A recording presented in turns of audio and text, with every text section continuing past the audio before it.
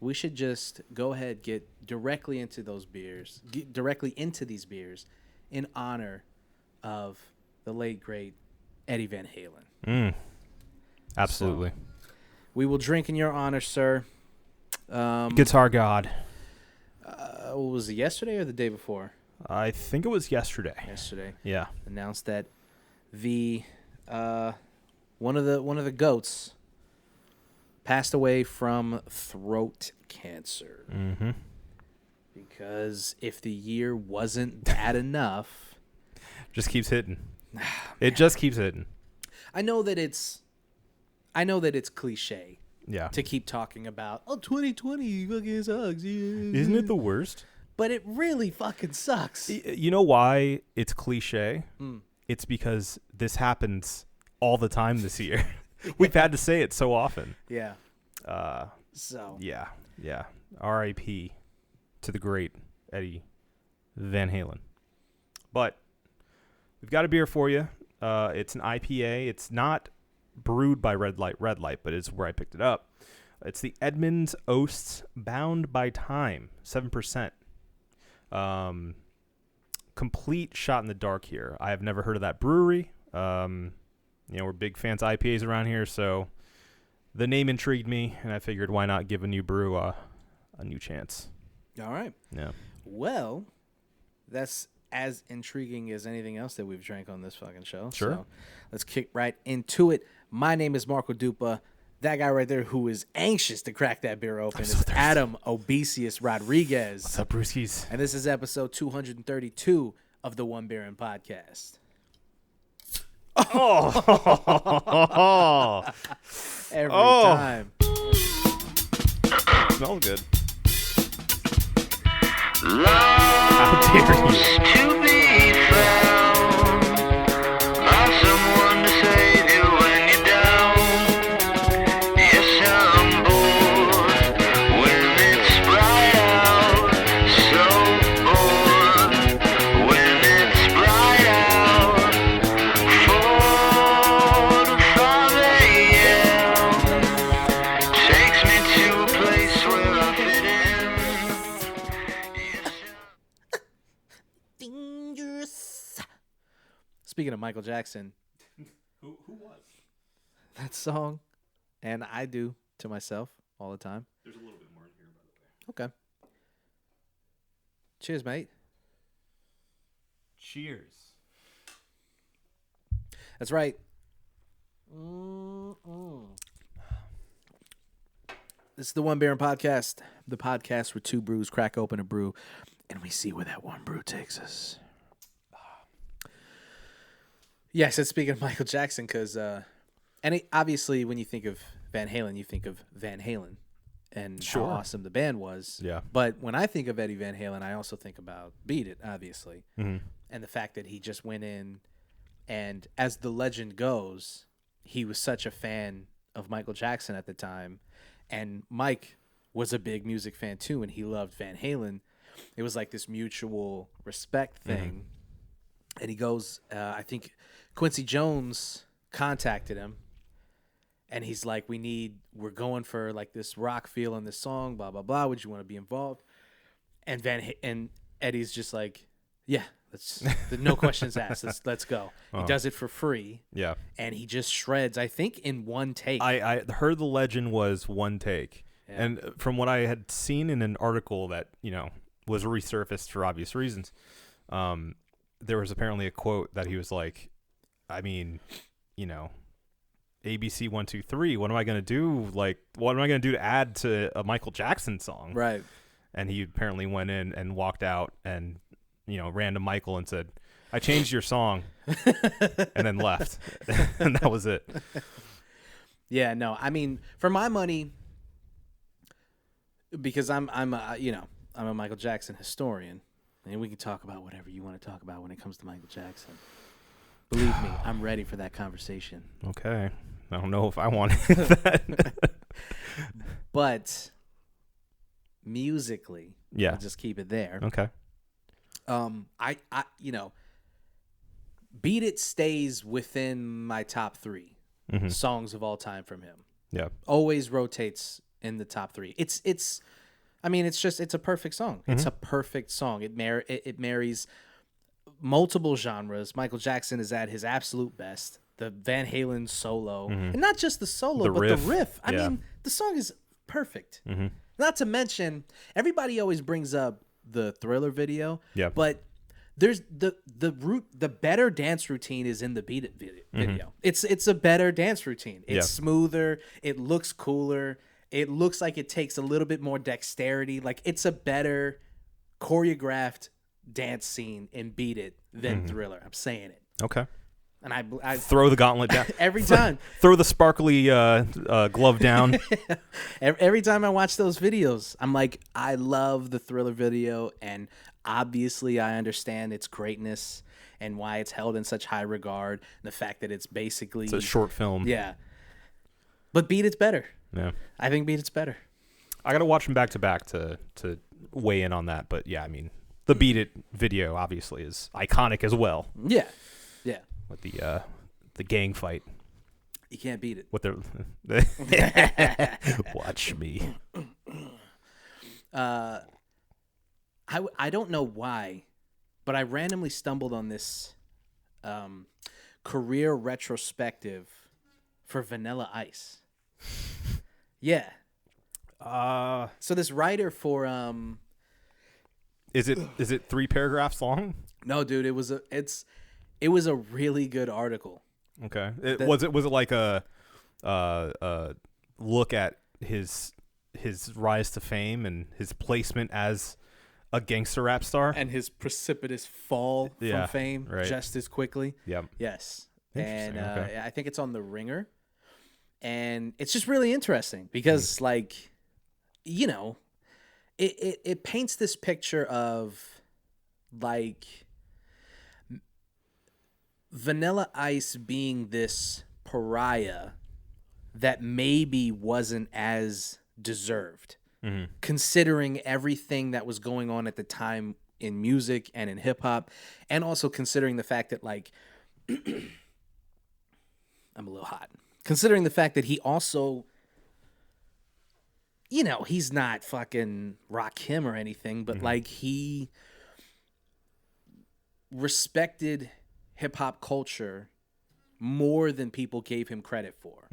And that, you know, when he blew up and you know, he put on the costume, but underneath all of that was a guy who, like, you know, he was just some kid from Dallas who watched breaking and went to the black clubs and Right. and black people saw this white kid in the middle of the crowd and he was crushing it and they were like, who the fuck is that guy?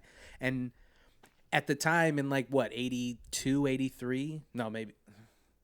No, it was late 80s. Late 80s because his album came out in, like, 1990. So, yeah, it was late 80s, like 80, 87, 88. He gets discovered in some club just breakdancing. Hey, you're white. Yeah, and I mean, it's really just that's it. You know, there's a bunch of and obviously people are going, yeah, that's the problem. It's Yeah. like he was doing what everyone else was doing. He was Yeah. just doing it while white, and Right. that helped immensely. Yeah, I mean, he also had, like, the entire steam engine of the record industry propelling him Yeah. to be this massive crossover hit. Yes. They wanted So- it as much as the labels wanted it, as much as Ice wanted it. Yeah. It was this perfect storm of propelling this guy into the stratosphere. What's more amazing is we don't have any context for his actual stardom, right? We look back on it and we go, man, it was crazy that this guy had this song, he blew up, blah, blah, blah. And you can call him a one-hit wonder or whatever, but what you don't know, or what we don't have any context for because we're just a little too young for that, is that this dude wasn't just a one-hit wonder, bro. I mean, he was a star for maybe a couple months, and then they just went after this Yeah. guy. He honestly, he sold 15 million records of that album to the extreme. So it's, a massive success. And apparently he fucking invested it and now he's like super wealthy, and he just lives in Miami, just Okay. chilling. And he has that show, that DIY show. And I don't. Yeah. Do you know about the show that he has? I knew that he did like a reality show for a while, but I guess now he's Not for a while, bro. 9 seasons, and it's still going on. I didn't know this until I read the article, and I'm Wow. like, wait, wait. still airing. What? That people are still watching that show. People are still giving him money because apparently it's a reality show based on his actual job. He really does flip houses. He really goes around flipping houses. Good for him. Yeah. Okay. So but no, his fall is amazing because of how quickly it happened. It's so fascinating.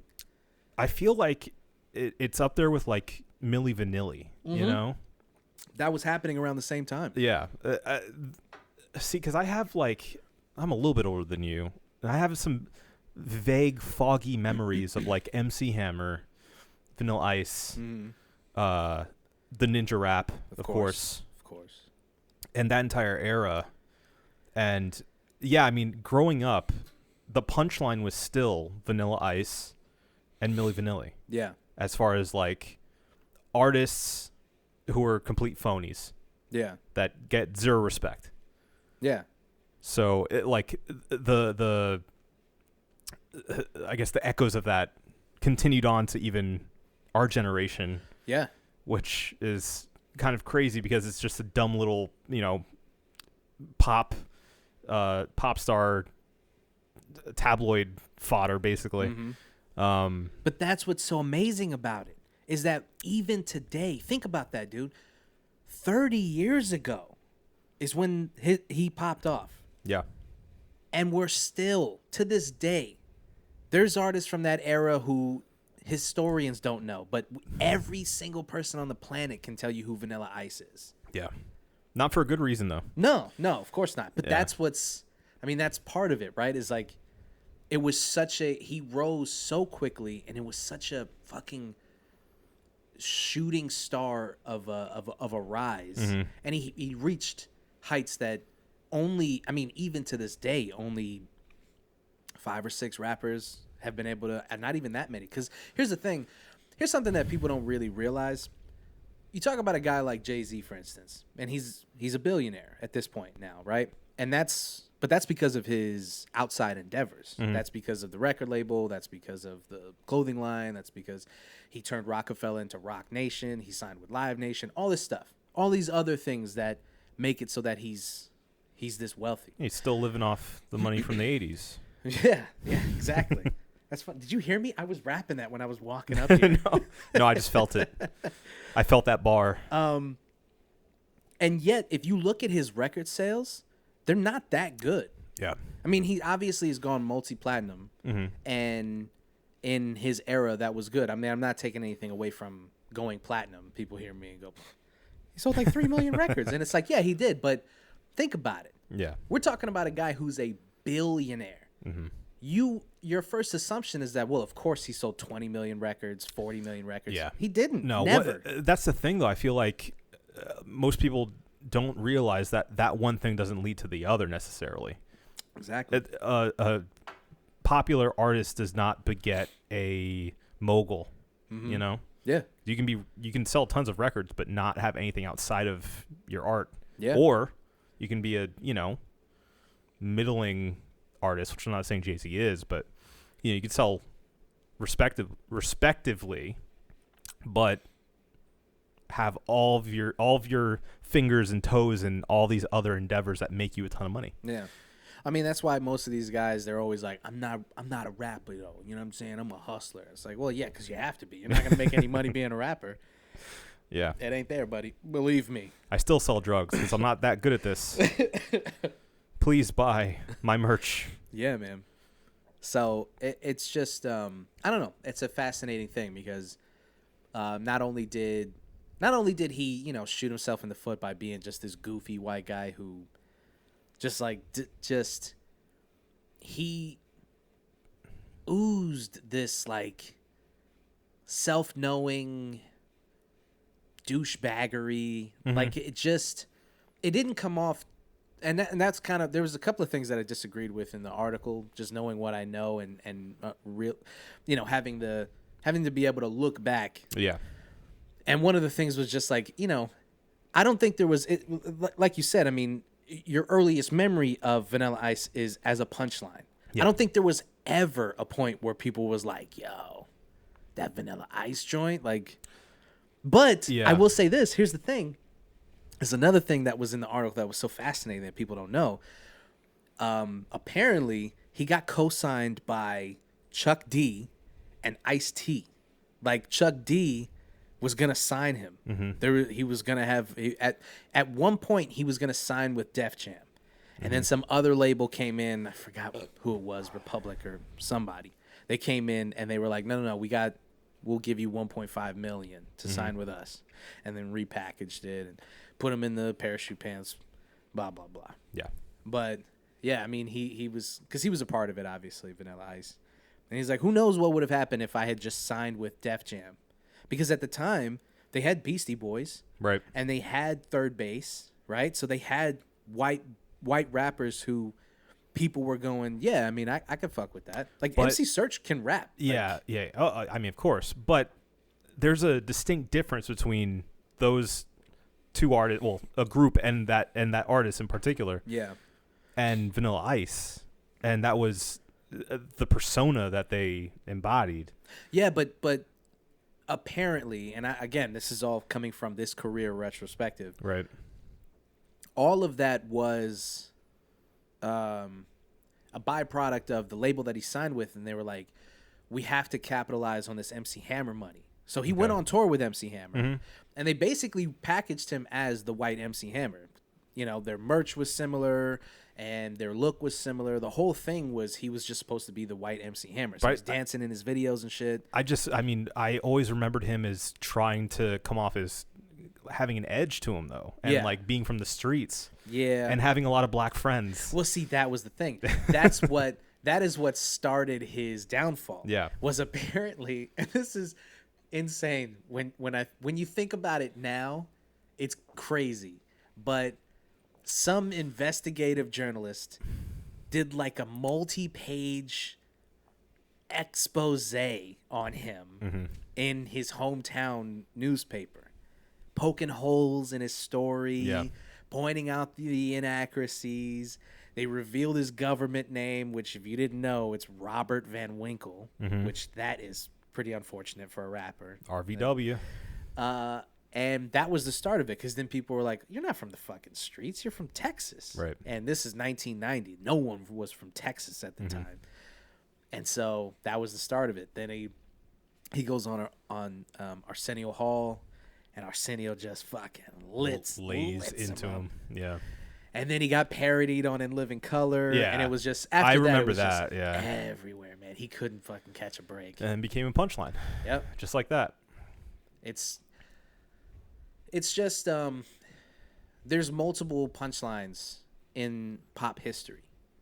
Why is his so ubiquitous? Why has he stood the test of time? I think it's because it's such a good story, It's a perfect character arc. Yeah. It's like, this white suburban kid that likes hip hop gets picked out of the suburbs, I should say, not the streets. Yeah. Gets put on a public global stage, a dream that, any kid growing up at the time that was into hip hop or into music in general would be dreaming of. Yeah. But it's all based on a lie. He's a phony. He's a fraud. And that lie catches up with him eventually, and we see that epic downfall. Yeah. And that's what people love. Yeah. And you know what? People love to see that phoenix rise from the ashes too. So, I think that has a lot to do with why he is still, able to have a career at this point. It's not a musical career, but it's not like, he's just a laughing stock at this point. Like, depends on what kind of conversation you're having. Sure. If you're talking about hip hop, then yeah, he is. But I think most people would be able to respect his grind and being able to, take his life back basically and Yeah. make a living. So it's not for a lack of trying. I mean, well, am I mistaken, or did he have this weird like rock phase? Yes, he did. Okay, all right. Yeah, he Yeah. came back on some new metal shit. Yeah. He came back on some like With some like dumb hats he always Yeah. wore. Yeah. He was like he was a hardcore rapper at one point. Like he definitely tried, and I'm sure that there are. I know for a fact that there's multiple Ice Ice Baby remixes. I was gonna say I vividly remember trying to forget the fact that there's a metal Ice Ice Baby. So Yeah. but I think it also has to do a lot with like, people who weren't super into hip hop or aren't as serious about hip hop and hip hop culture, growing up with that song being so ubiquitous. Oh yeah. And having this nostalgia for it. Mm-hmm. So that that gives him some positive energy off the bat.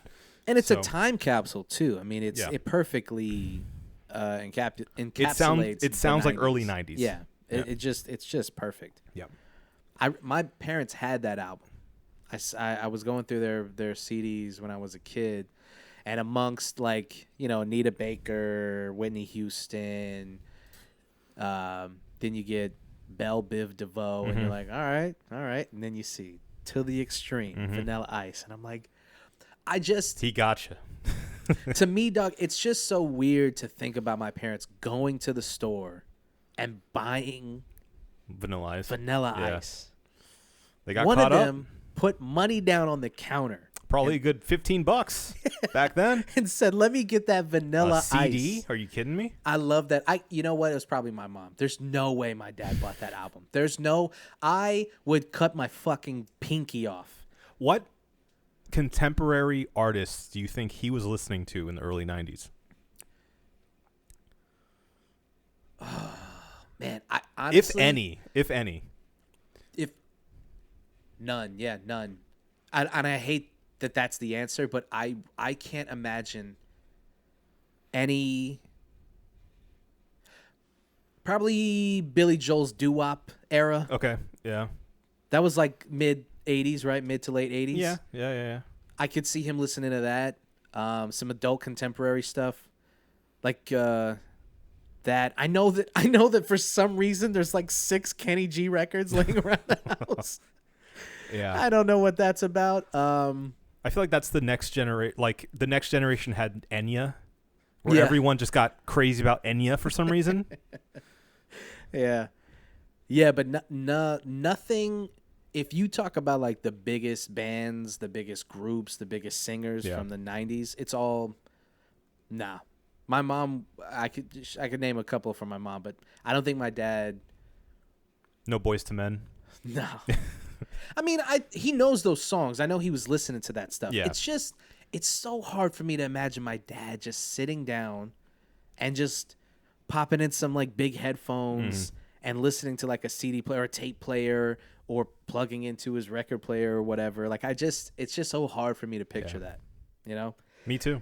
I don't see it. When I mean, he'll ask me to update like his iPod and shit. And then I look at the music that he's listening to and I'm like, yeah, that makes sense. It's all, 50s and 60s rock. Yeah. Classic era stuff. Some R&B or whatever, but Back when America was great. yeah. Yeah. Yeah. So, him not understanding the meaning of Born in the USA like the rest of them do. I just don't get why is that song so hard for Republicans to understand? Because they're only listening to the chorus. That's it. But it's not even It's not super subtle. no, like it's pretty not. obvious. It's on the nose song. Yeah. Like I could see if there was some kind of poetry there, but Yeah. Well, I mean, ask somebody to quote a verse from Born in the USA. yeah, I guess that's true. You tell them to sing it, and the first thing they do is Born in it. That's it. That's all it is. yeah. That's the reason why. But here's the thing, though. The first time that a politician used that song, unironically, I think it was the first time I saw it. I think was Reagan did it.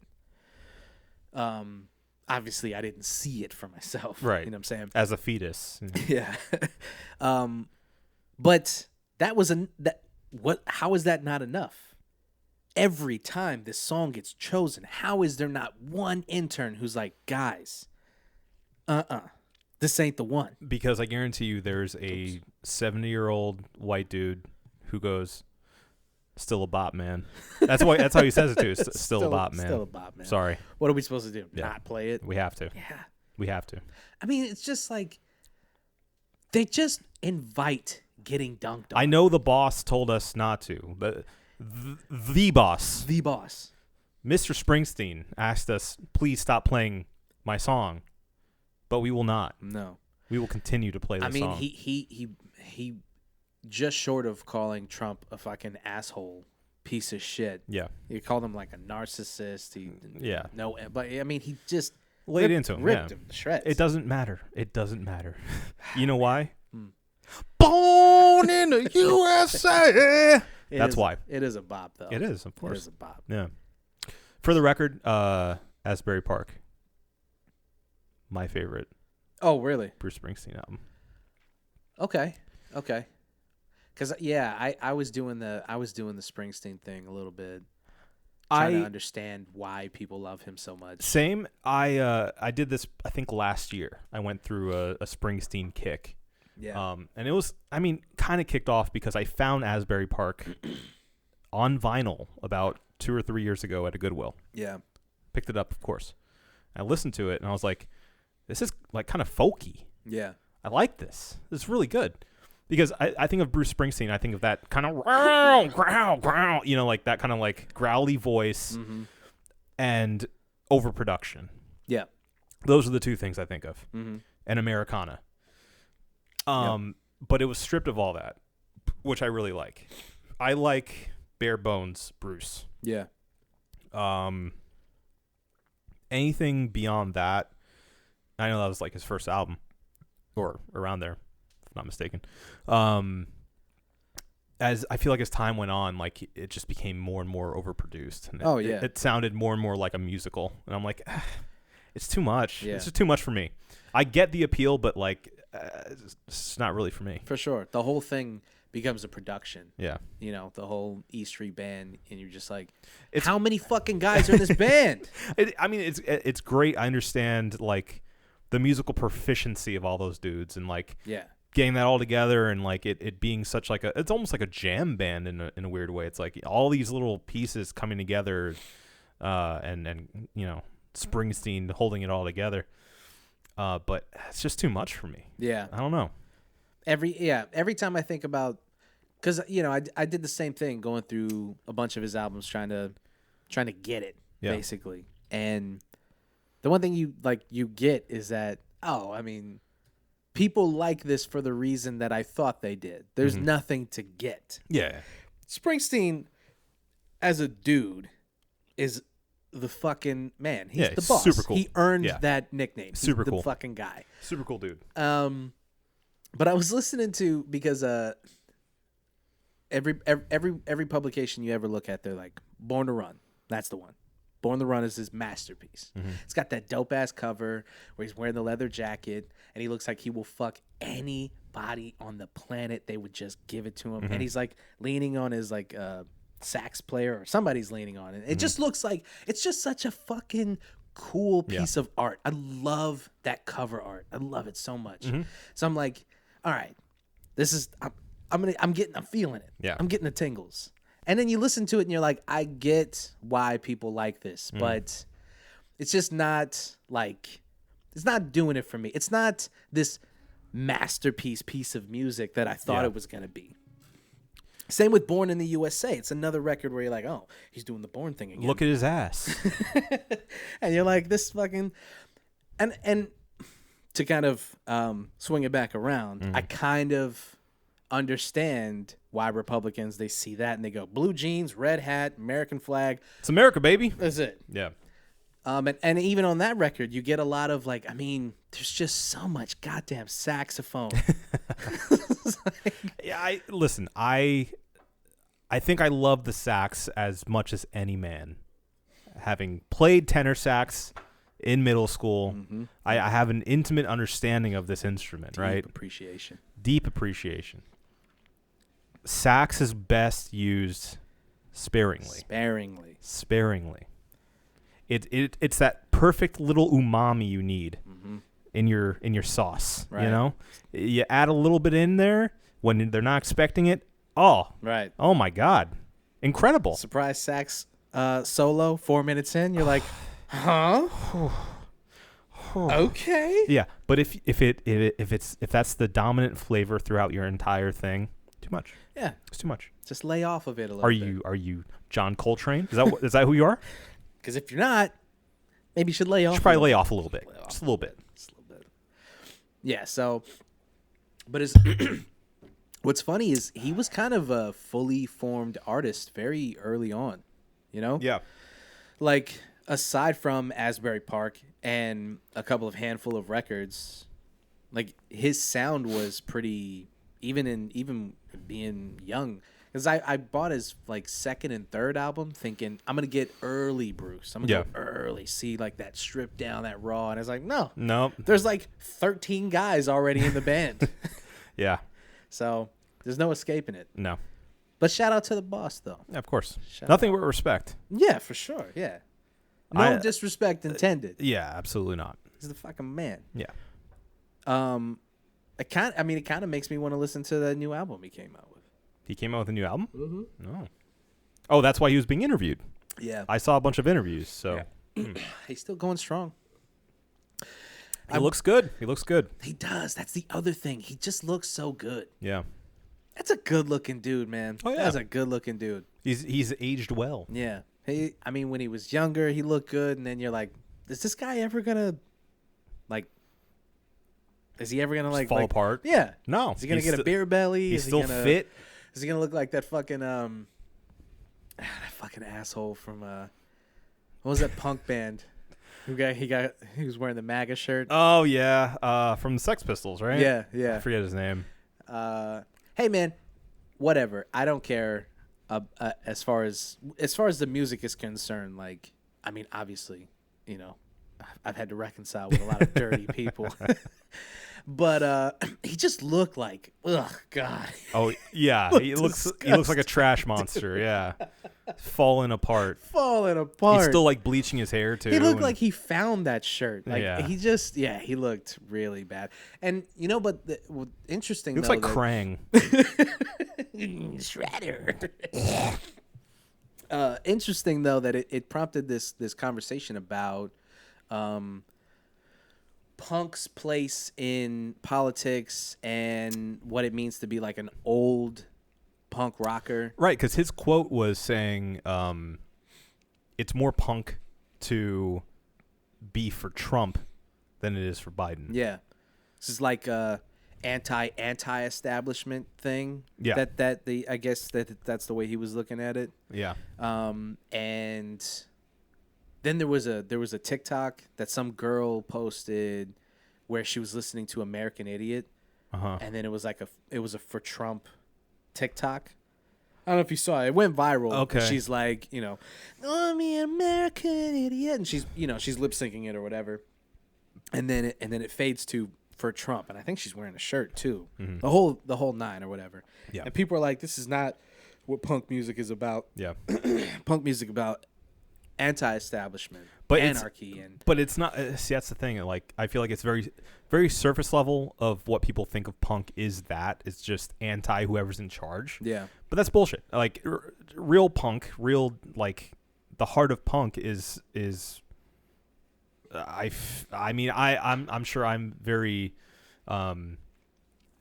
biased in this, so I'm saying that flat out. But the ideals of punk are very liberal.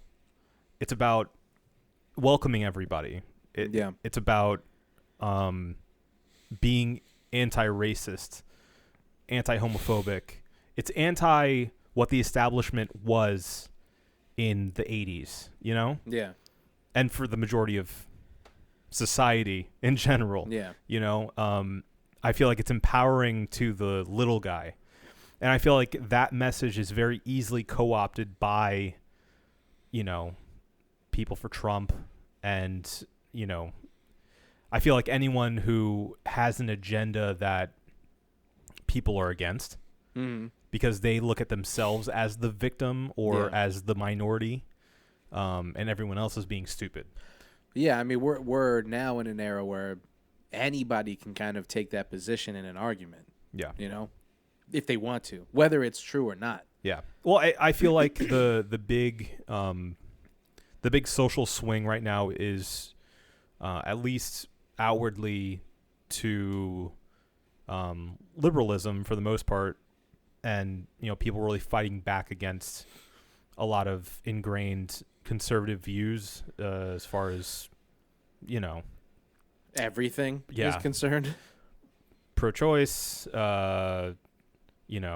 being wanting to keep gay marriage because apparently that's on the table again for some reason. Yeah. And just other ideals of liberalism in general. I just don't know how you could listen to like the dead Kennedys and think for sure these guys would vote for Trump. Well, it's because so much of our media is left-leaning, and so they now feel like the oppressed. And I mean, and I get that. Yeah. Because I mean, I could see why I could see why you would be on the right and think that your voice is being I guess minimized or snuffed out. Mm-hmm. And I think that's because it probably is. Yeah. Because a lot of the views that people on the right espouse, and I'm not saying everybody, because obviously there are conservative views that are just a different philosophy on life. And that's just your way of thinking, and that's fine. You don't have to agree on those things. Or even less controversial on spending of government money. Right. It's like, okay, well, that's fine. You can hold those views all you want. That's right. okay. Those kinds of conservative views, it's like, we don't have to agree. We can still be cool. Like, that's fine. I think that when you dip into the more controversial areas of right-leaning ideology, and then you espouse those things publicly, and then nobody wants to fuck with you, then you're like, they're silencing us, and it's like, well, yeah, because nobody wants to hear that shit anymore. It's not this. It's not this concerted effort to go after everybody on the right. It's just like, if you're going around saying that, you should get the death penalty for having an abortion, like, just don't be surprised that most media outlets are like not gonna be like, we should hear him out. Yeah, well, it's unfortunate too, though, because I feel like a lot of classic conservatives who maybe aren't on those extremes or agree, like I said, fiscally with conservative ideals, or maybe just agree more with conservative views socially that don't go into homophobia and don't go into sexism and don't cross those lines, but believe in certain ideals. Unfortunately, the loudest of your group, and this goes for the left as well, unfortunately the loudest of your group are the most extreme. Yeah. So you're being lumped in with people who are okay with kids in cages, who are okay with Trump openly lying to your face. Yeah. And you not only accepting it but applauding him for it. Are okay with not listening to science and listening to scientists who are on your payroll or agree with your stance only. Yeah. And it's just unfortunate. I feel bad for those people because I feel like they are being lumped in with the bad eggs. But I just feel like as a whole, those extremist views, especially on the right, are becoming a thing of the past. And this is sort of a death knell of the ideologies that are the death knell hurtful to society and people in general, that are homophobic, that are transphobic, that are all these phobic things that people are so triggered by nowadays that every conservative is like, oh, you're labeling me as a homophobe or as a racist. Yeah. Like that's now the thing that people are so afraid of being called, and like they feel like the left is using those terms too liberally. Nah. But I just feel like that's a call and response of people being sick and tired of a lot of the bad things our society has enabled for years and years. It's just the next natural step. Yeah. And it's scary for a lot of people because it's a change. And we're asking people to try a little harder. Right. And that's the thing. Like, you know, just be more thoughtful. You see it online a lot where people are like, you know, I just said this one simple thing and now all of a sudden I'm a racist. And it's like, well, what'd you say? And I was like, well, you know, black people suck. Is that that bad? I just don't understand. It's like you're not the victim when you go online publicly, you shout into the void that, you know, you start saying things like the China virus, and then you turn and people say, hey man, that's racist. And you're like, don't call me a racist. That is a really mean thing to say. And it's like, think about the consequences of the things that you're saying. Like, so I get it. It's the direction that the pendulum is swinging, but it's not without warrant in a lot of situations. Yeah. But you're right, because I know from talking to people that yes, there are people, many people on the right who are they have views that are decent views, and they don't agree with a lot of things that they get accused of agreeing with, just because it's easier to lump them all in. Yeah, or you know, they're lumped in by, I mean, kind of being brainwashed into this view of, Black Lives Matter means only Black Lives Matter. You know, when that's so easily explained away, or that, you know, Antifa is this masterminded group that is behind the scenes trying to cause anarchy across America. I was looking at that. I was just kind of like Googling things and doing, you know, a minimal amount of research. And I've come to the conclusion that there is a big majority of people online who don't know what Marxism, socialism, communism, and fascism means. Yeah. They just don't know what those words mean. They just say them. Yeah. All the time, because I just keep seeing these key words popping up, and I was like, I have a very base understanding of all of these ideologies. So I was like looking them up and stuff, and I was just like, that doesn't describe that thing that at all that they were saying that it was. They're just big scary words. Yeah. It's funny because one time I was talking to you know, somebody who is from the UK, and communism isn't a dirty word over there as much as it is in the US. Yeah. It's just a different political view. Yeah. And I feel like we've been so, mind you, I'm going to be labeled a pinko swine here, but I feel like our society is has been raised so anti-socialist, anti-communist, and all these other things that we automatically shut down when the words even approached. I mean, my butthole's getting a little tight. With this commie talk. Well, I'm just saying. I mean, I love America. That's all I'm saying. I mean, you want to say it one more time? I love America. Okay. Just so that we know. Born in the USA. In the USA. But my point in my point in saying that is that I feel like a lot of people use those words so willy-nilly because they are just an amalgamation of the bad guy in our eyes, you know? Yeah.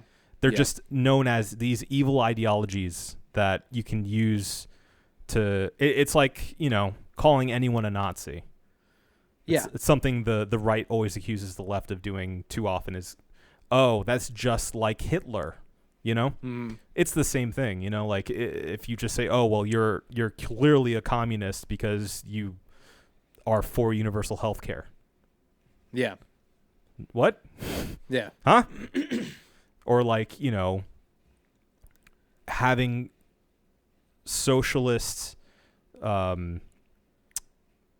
pieces to our society is a inherently bad thing, which we already do. It's just because you're scared of the word. Yeah. You've been taught to be scared of the word. Yeah. Now, mind you, I mean, we've been taught to be scared of the word communism since birth. before. I mean for our us. generation. Oh yeah, for our generation. Sure. I mean because of the Red Scare. Yeah, yeah. I mean, there were 2 Red Scares in the U.S., one way before us and one just before us. Yeah. And I mean, those ripples are still to today. You know, like you hear communism and you think evil. Yeah. Immediately. I mean, to be fair, the Soviet Union was awful. Yeah, it didn't help. Didn't help Yeah, they were terrible. North Korea, awful. If you were trying to sell people on communism, you didn't do that good of a job. Yeah, no. So I'm not saying anything good about them, but I'm just saying that that's the reason why I feel like a lot of people throw that around so willy-nilly. Yeah. Because it's just what they're trying to say is evil, basically. It doesn't get more complicated than that. Yeah. Sorry, my attention was divided because it made me think of. I was just looking up the lyrics to "Born in the USA." Okay, that's a good use of your time on air, Marco. Because I just didn't. I knew what the song was about, and I had looked up the lyrics before. Yeah. But it's just funny to me because, like we said, it's just so on the nose that it's fascinating. That it can only be, like you said, there's not someone is told we shouldn't do that, and they just go, "Who cares?" Yeah. Have you heard that chorus though? Have you heard that booming chorus? It just works. It just works. Yeah, no, I mean we're just about to watch another presidential debate, unfortunately. For this time for the vice presidents. I like hurting myself. So all of this. I mean, obviously, none of these things, none of these ideologies are going to come up in this. Although I would be interested to see if they even bring up Antifa. Yeah, I don't know if Pence is so into speaking about Antifa. Doesn't seem to be. I don't know what he's into I was just gonna say. I don't know what he's into speaking about, to be honest with you. But I guess we'll see. I'm curious about that. I'm curious to see which way this swings. I honestly, dog, I don't even remember Hillary's running mate.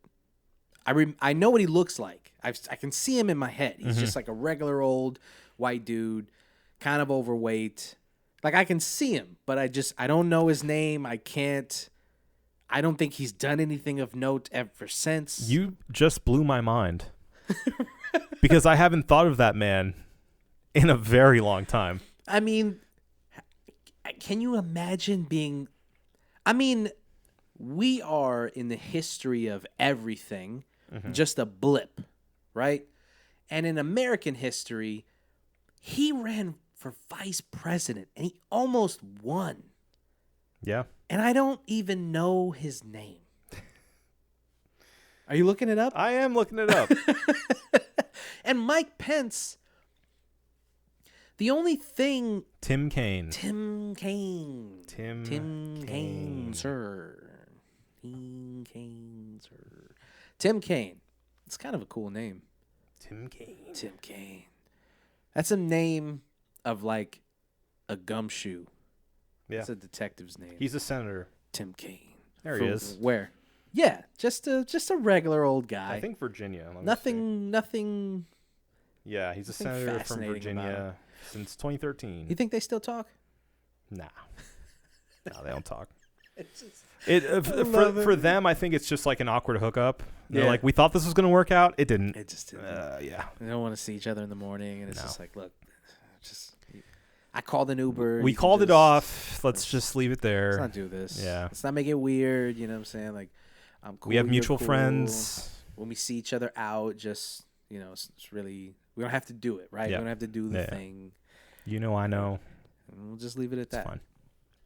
So, and I've never seen anyone ever talk about their debate. That's how just it was. Yeah. It was probably terrible TV. Just can't imagine being the guy like that, where you're just hot air in a suit. A blank sheet of paper. You're just notebook paper in a badly cut suit. Yeah. That's it. You're you're the hot page that comes out of a copy machine that you accidentally put the page you want to copy upside down on, and you just look at it and go, God damn it! that didn't work out. You're just a little frustrated by it, but Yeah. it's just like it's a small nuisance in your day. And depending on how your day's going, it could be either very large or just like, well, whatever. Yeah, just move throw it on. away. Yeah, that's Mike Pence. So we'll see. Yeah. So We should go because it's about to get started. yeah. Let's get the fuck out of here. But we can't leave, OB. We can't. Oh yeah. Without a little liquid courage, yeah. Little liquid courage, yeah. Oh yeah. Go drink that beer, yeah. All right. I don't think anyone's ever seen me do the Randy Savage impression, so it's hard to do. I don't know how he spent a career talking like that. You're here. The answer is cocaine. Yeah, that's true. Like somebody posted that video of him where they cut together him just going. That one gets me all the time. They said it was Trump when he walked up the stairs.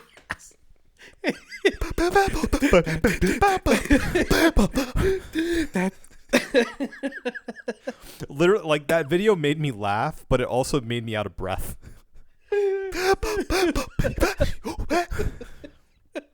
There's a video of Randy Savage only inhaling.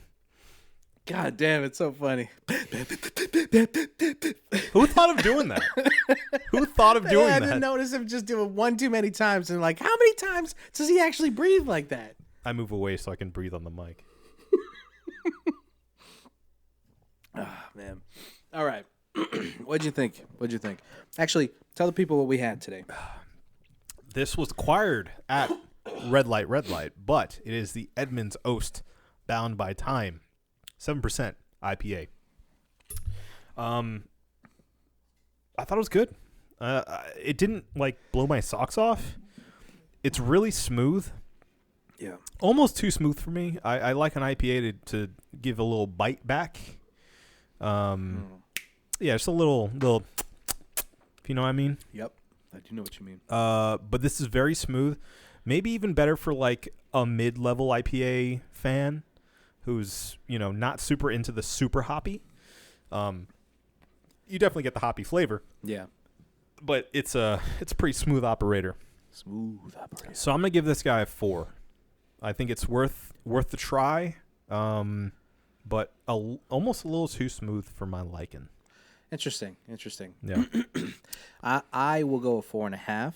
I say it's just a half step above what you're saying. Mm-hmm. I think it's for me, and this is the best part about the show being a tasting test, is I like an IPA that's a little smoother.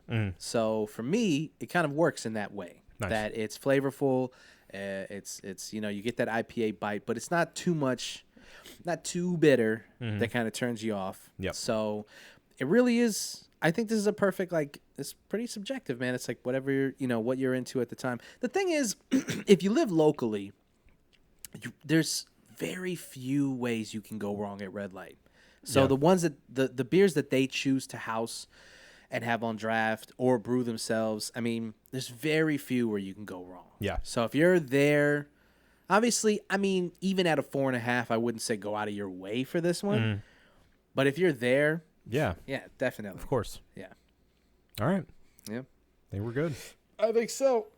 But only because you said it. I did say it. Well, this has been the One Baron Podcast for myself, Marco Dupa, for Adam Obesius Rodriguez. Wash your hands. Thank you guys for listening. Drink delicious beer and have a beautiful evening. We love you. Goodbye. A little less conversation, a little more action. I don't know why that got stuck in my head. It came out of nowhere. It really did.